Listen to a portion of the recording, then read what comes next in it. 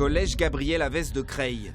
870 élèves, 25 nationalités s'y côtoient. Depuis la rentrée, le principal se débat avec la communauté juive. Il y a alors cours le samedi, jour de Shabbat, mais Ernest Chénière reste ferme. Puis à l'automne, 3 adolescentes musulmanes apparaissent voilées. Le principal les exclut temporairement. Nous avons différents cultes, nous traitons tout le monde suivant le principe d'égalité.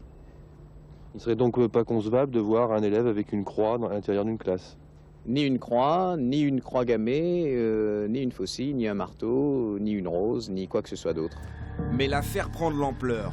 SOS Racisme et le MRAP soutiennent les jeunes filles. Les parents d'élèves, eux, appuient le principal de l'Oise. Nous tenons à ce qu'aucun groupe puisse faire pression sur un autre au nom d'idéologie. Les jeunes filles vont rester 15 jours chez elles, jusqu'à ce qu'un accord soit trouvé avec le collège. Le principal, il a dit que s'il vient, il le met dans la cour, puis juste l'enlever dans la classe pour qu'il commence à prendre l'école. Pas de foulard en classe, mais la trêve sera de courte durée. Les familles reviennent à la charge et il n'y a plus une mais des affaires de voile en France. La classe politique se déchire mais ne tranche pas. La polémique dépasse même les frontières. L'Iran dénonce l'intolérance de l'école laïque française. À Creil, le principal Chénière est seul. La réponse de sa hiérarchie est sans équivoque. Débrouillez-vous.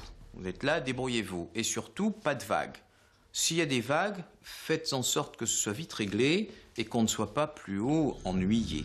Et surtout, le ministre de l'Éducation de l'époque, Lionel Jospin, va le désavouer. Ça voudrait dire ça.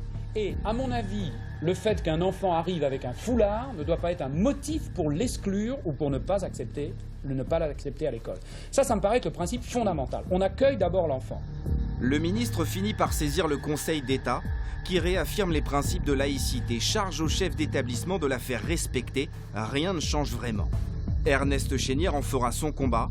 Élu député en 1993, il fera 3 propositions de loi, toutes rejetées. Il faudra attendre 2004 pour qu'une loi fixe enfin un cadre et interdise les signes religieux à l'école.